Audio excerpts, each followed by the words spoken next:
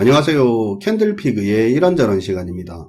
최근에 투자시장이나 실물경제 여기저기서 어두운 그림자들이 눈앞에 실제로 보이기 시작하니까 제2의 IMF 외환위기가 온다느니 하는 그런 이야기를 하는 사람들이 눈에 띄게 늘었는데요. 물론 우리가 근래에 겪었던 가장 충격이 컸던 경제위기가 IMF 외환위기다 보니까 좀 와닿게 하려고 표현을 그렇게 할 수는 있는데, 그래도 우리가 알고 있어야 하는 건 만약에 우리에게 경제위기가 온다면 IMF 외환위기와는 성격도 많이 다르고 처한 환경도 많이 다르다는 겁니다. 그래서 오늘은 과거 IMF 외환위기에 대해서 요점만 짧게 다루고 그때와는 무엇이 다른지 한번 살펴볼까 합니다. 일단 과거 우리가 IMF 외환위기를 겪게 된 주요 문제는 여러 원인이 있겠지만 크게 보면 두 가지라고 할 수 있습니다. 바로 대기업과 금융사들이 만든 문제였는데요. 세계화 시대에 접어들어 대기업들은 대규모 차입에 의존해서 엄청난 속도로 외형을 확장했습니다. 겁없이 큰 차입을 해가면서 기업의 덩치를 키우던 이유는 당연히 과거처럼 성장세가 지속될 거라는 그런 확신도 있었을 거고요. 무엇보다 기업에 문제가 생기더라도 기업의 규모가 엄청나게 크면 고용하고 있는 인력 규모도 크고 국가 경제적으로도 비중이 크기 때문에 정부 차원에서 망하도록 내버려 두지 못한다는 그런 대마불사를 믿고 있던 부분도 자리 잡고 있었기 때문입니다. 그리고 금융사들도 큰 실수를 한 게, 어찌 보면 실수가 아닌 그 당시 기준으로 한계일 수도 있는데 아직 금융시장이 선진 금융 시스템으로 갖춰지지 못한 미숙함 때문일 수도 있기는 한데요. 워낙 신흥국들에게 해외 자본이 흘러넘치게 유입되다 보니 리스크 관리에는 관심도 덜했고 기량도 떨어졌었습니다. 특히 금융사들은 1년 이하의 단기로 해외 자금을 빌려와서 기업들에게 높은 금리를 받고 시설 투자 자금을 장기로 크게 빌려줬었는데요. 이게 언젠가 한 번은 크게 문제가 생길 수밖에 없는 그런 방식으로 수익을 내고 있었죠. 1994년 미국이 3%였던 기준금리를 1995년까지 불과 1년 만에 6%로 2배나 올려버리면서 멕시코를 비롯한 남미 신흥시장에 들어와 있던 단기성 해외 자금이 대규모로 빠져나가 버렸는데요. 이 바람에 남미의 외환위기가 발생하게 됐었죠. 1996년 후반에 들어서부터 전 세계 경기가 둔화되기 시작했습니다. 신흥국 경제를 중심으로 슬슬 위기의 조짐들이 발생하기 시작하는데요. 제가 앞에서 금융사들이 1년 이하의 단기 자금을 해외에서 빌려서 기업들에게 장기로 빌려줬다고 했는데, 그렇게 할 수 있었던 건 단기로 빌려서 만기가 오면 대출 연장하는 식으로, 그런 식으로 자금 조달을 해왔던 겁니다. 경제에 문제가 없을 때야 만기가 짧아도 만기가 돌아오면 새로 채권을 발행해서 그걸로 앞에 거 끄고 대출 만기 연장하는 식으로 그렇게 운영하는 게 크게 문제가 되는 건 아닌데요. 근데 경제에 불안감이 생기면 이 만기가 짧은 빚은 굉장한 변수가 됩니다.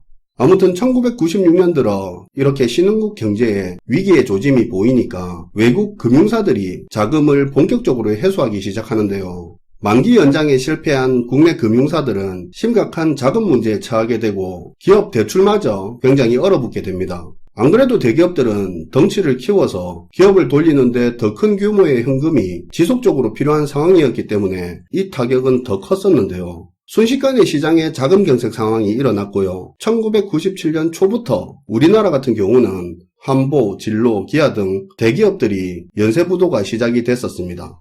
여기에 더해 1997년 여름 들어서는 아시아 신흥국들의 환율 문제가 본격화되기 시작하는데요. 태국의 바트화 폭락을 시작으로 순식간에 동아시아 신흥국들은 환율 위기에 처하게 됩니다. 여기서 잠깐 태국 바트화 폭락 이야기를 좀 언급하자면 1990년대 들어서 정치적 불안에서 벗어난 태국은 자본 자유화 조치를 하면서 엄청난 성장을 했었습니다. 게다가 바트화의 가치를 달러에 고정시키는 고정환율제를 유지하다 보니까 통화에 대한 외국인 투자자의 신뢰도가 높아서 해외 자본의 유입이 굉장히 활발했는데요. 그러다 보니 한편으로 자산 버블도 상당했습니다. 그러다가 세계적인 경기 둔화세와 태국 정부의 버블 규제책이 맞물려서 부동산 시장이 하락하면서 부동산 기업이 파산하고 관련 금융기관들이 부실화되면서 점점 바트화의 고평가 인식이 금융시장에 퍼져나갔는데요. 당연히 해외 자본은 대규모로 빠져나가게 되고 태국은 환율 급등 위기에 처하게 됩니다. 이런 상황에서 고정환율제다 보니까 바트와 가치를 달러에 맞춰야 하는 태국 정부는 이 환율을 유지하기 위해서 엄청난 외환 보유고를 고갈시키게 되는데요. 태국의 외환 보유고가 바닥나게 되면서 사실상 고정환율제를 유지하기 어려웠던 태국 정부는 1997년 7월 고정환율제 폐지를 발표하게 됩니다. 변동환율제로 갈아타면 환투기 세력이 줄어들어서 환율이 안정세로 돌아갈 거라는 그런 태국 정부의 예상과는 다르게 해외 자본의 유출은 더 가속화됐는데요. 얼마 지나지 않아서 바트화는 30%가량 폭락하게 되는데, 이 말을 다르게 표현하자면 그때까지 달러 빚을 끌어다 쓴 금융사, 기업들의 외화 빚이 바트화가 폭락한 만큼 순식간에 늘어났다는 말도 되죠. 아무튼 이런 일로 태국은 1997년 8월에 IMF에 구제금융을 신청하게 되고요. 뒤이어서 인도네시아 등 아시아 신흥국에서 해외 자본이 크게 이탈하면서 환율이 폭등하는 일이 전염병처럼 퍼져나갔습니다. 우리나라도 태국 같은 고정환율제는 아니었지만 환율을 800원대에서 방어하느라 외환 보유액을 고갈시켰는데요. 결국 우리도 같은 해 1997년 12월에 IMF에 구제금융을 요청하게 된 거죠. 이렇게 IMF 외환위기가 시작이 됐던 겁니다. 자, 그러면 만약에 경제위기가 터진다면 과거 IMF 외환위기와 지금은 어떤 면이 다를까요? 일단 과거의 외환위기는 엄밀히 말하면 외화 유동성 위기입니다. 외화 자본이 급격히 빠져나가고 외화 빚의 만기 연장이 불발이 되면서 금융권과 기업에서 순식간에 자금 경색이 벌어지면서 위기가 터진 건데요. 그 당시만 하더라도 많은 기업들은 원리금 상환하는 것 그 자체가 어려워서 쓰러진 건 아닙니다. 흑자를 내고 있었던 기업도 많았고요. 그러니까 유동성에 숨통만 틔워주면 고비를 넘길 수 있는 그런 위기였다는 겁니다. 물론 그 당시에 많은 기업과 개인들이 주저앉았는데, 근데 그 어려움은 IMF의 구제금융을 받는 조건으로 노동, 재정정책, 금융, 기업 등 타이에 의한 강력한 전방위적인 구조조정 과정에서 발생한 일종의 수술을 거치면서 겪었던 그런 어려움의 성격이 더 강했습니다. 애초에 산업 체력 자체가 부실해서 생긴 위기가 아니라 외화 유동성 문제로 생긴 위기다 보니 실제로 구제금융을 받아서 유동성을 틔워주니까 어느 정도 효과가 나타났었고요. 3년 조금 넘는 짧은 기간에 IMF 관리 체제에서 벗어나는 그런 성과를 만들어낼 수도 있었던 겁니다. 그런데 지금 처한 상황은 과거처럼 유동성이 막혀서 생긴 문제가 아니라는 건데요. 물론 지금도 기업들이 심각한 유동성 위기를 겪는 건 맞는데, 지금은 이 기업들에게 유동성을 뚫어준다고 그렇게 해결될 일이 아니라는 겁니다. 영업활동으로 대출 이자도 못 낼 정도로 거대하게 빚을 늘려버린, 수익성과 사업 체력이 망가진 그런 좀비 기업들이 산업체에 넘쳐나는데요. 한국을 대표하는 그나마 사정이 나은 상장회사조차 대기업의 5분의 1이, 중소기업 60%가 한계기업에 처해 있는 그런 상황입니다. 애초에 사업성 자체를 상실했거나 이자도 못 낼 정도로 수습 안 되는 빚을 크게 늘린 기업들에게 자금 지원을 좀 해준다고 해결이 될 일이 아니라는 건데요. IMF 관리 체제를 거치면서 산업 구조 개혁이 된 이후로 우리는 20년이 넘는 기간 동안 단 한 번의 산업 구조조정도 하지 않았습니다.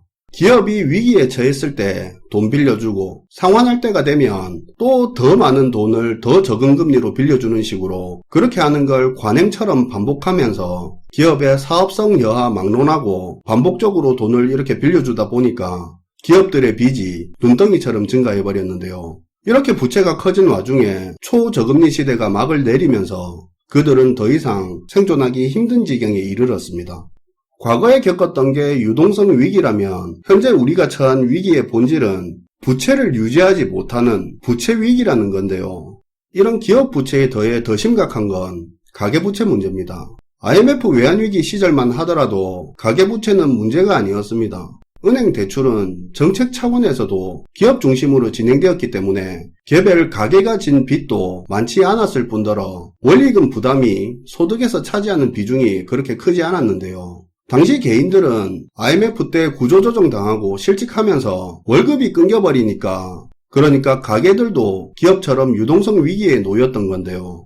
물론 그 유동성 위기를 넘기지 못한 사람들은 사채빚까지 끌어쓰다 결국 부채의 굴레에 빠져들기는 했지만 그런 사람들 제외하고 애초에 개별 가게마다 빚 자체가 지금처럼 많이 없다 보니까 원리금에 발목이 크게 잡혀있지 않아서 다시 고용 상황이 회복될 때 가게는 소비의 주체로서 역할을 하면서 국가 차원에서 소비도 회복될 수 있었습니다.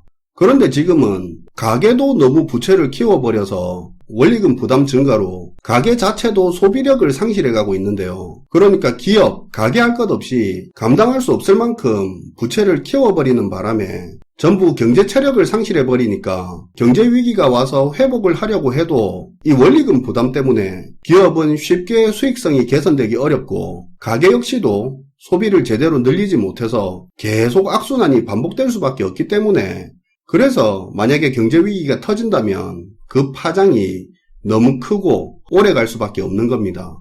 최근에 정부의 고위 관료가 가계부채 문제 터지면 IMF 때 수십 배 충격이 될 거라고 한 발언이 크게 이슈가 됐었는데요. 이게 단순히 겁주는 게 아니라 유동성 위기와 부채 위기는 분명 성격도 다르고 회복도 쉽지 않기 때문에 그런 말이 나오는 게 이상하지는 않은 겁니다. 그리고 IMF 외환 위기 때와는 지금 펼쳐진 환경이 다른 것도 분명히 알아야 되는데요. 사실 우리가 외환 위기를 겪고 회복하는 과정에서 중국이라는 엄청난 시장이 급부상한 건 우리 입장에서 천운이라고 할 수 있습니다. 대부분의 국가들이 중진국의 함정에 빠져서 경제 위기를 겪거나 정체되기 마련인데 우리는 그 시기에 경제가 V자로 회복하는 걸 넘어서 선진국 대열까지 진입하게 됐습니다. 수출 중심의 국가가 위기에 직면하더라도 팔아먹을 큰 시장이 있었으니까 IMF에 진 빚도 금방 갚고 경제를 더 키울 수 있었는데요. 세계 주요 시장 중에 한 군데만이라도 잘 돌아가는 데가 있으면 버텨낼 수가 있는데 지금은 중국을 비롯해 유럽, 북미 등 모든 주요 시장이 침체인 상황이라 수출을 통한 회복조차도 여의치가 않습니다.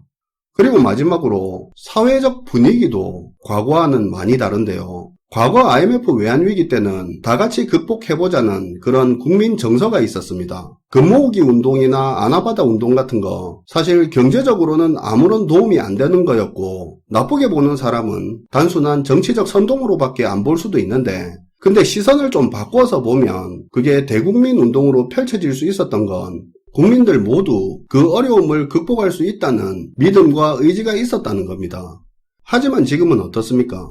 위기 앞에 숏 투자를 이야기하고 있고 입버릇처럼 각자 도생이 만연하고 있습니다.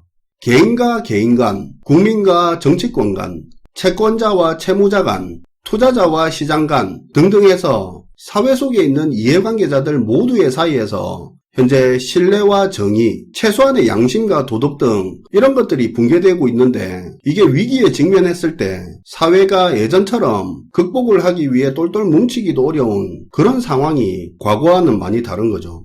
결론적으로 만약 위기가 온다면 그건 제2의 IMF 외환위기가 아니라 그거와는 판이하게 다른 제1의 부채 위기가 될 수도 있는 거죠. 오늘은 현재 직면한 상황이 과거 IMF 외환위기와 어떤 면에서 다른지 이야기를 해봤는데요. 이걸 그저 부정적인 이야기라 생각하지 마시고 우리 앞에 놓인 현실을 한번 되돌아볼 수 있도록 있는 그대로 이야기하는 한 의견 정도로 봐주시면 좋을 것 같습니다. 시청해주셔서 감사하고요. 지금까지 캔들피그의 이런저런 시간이었습니다.